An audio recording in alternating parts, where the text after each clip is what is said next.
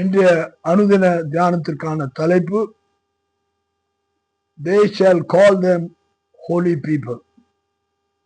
They shall call them holy people. அவர்களை பரிசுத்த ஜனம் என்று சொல்வார்கள். ஏசாயா தீர்க்கதரிசன புத்தகம் 62 அதிகாரம் 12 வசனம் இப்படியாக சொல்லுகிறது. அவர்களை பரிசுத்த ஜனம் என்றும் கர்த்தரால் மீட்கப்பட்டவர்கள் என்றும் சொல்லுவார்கள். நீ தேடிக்கொள்ளப்பட்டது என்றும் கைவிடாத நகரம் என்றும் பெயர் பெறுவாய். இந்த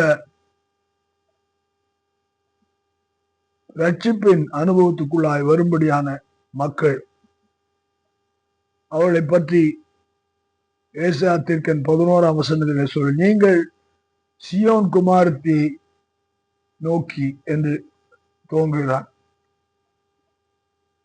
சியோன் குமாரத்தி, அவள் உன் ரட்சிப்பு வருகிறது, இதோ அவர் அருளும் பலன் அவரோடும், அவர் செய்யும் பிரதிபலன் அவருக்கு முன்பாகவும் வருகிறது என்று சொல்லுங்கள் என்று கர்த்தர் பூமியின் கடையாந்திரம் வரைக்கும் கூறுகிறார்.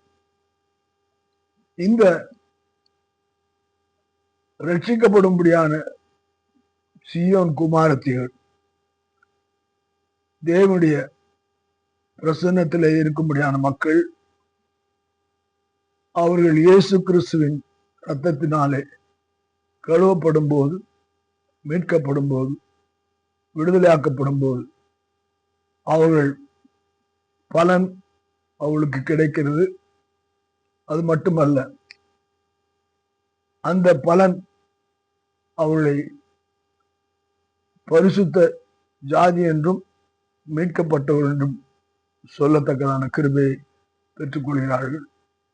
நாம் பெற்றுக்கொண்டிருக்கிறோம், பெற்றுக்கொள்வோம், பரமசியோனுக்கு செல்வோம். ஆமென்.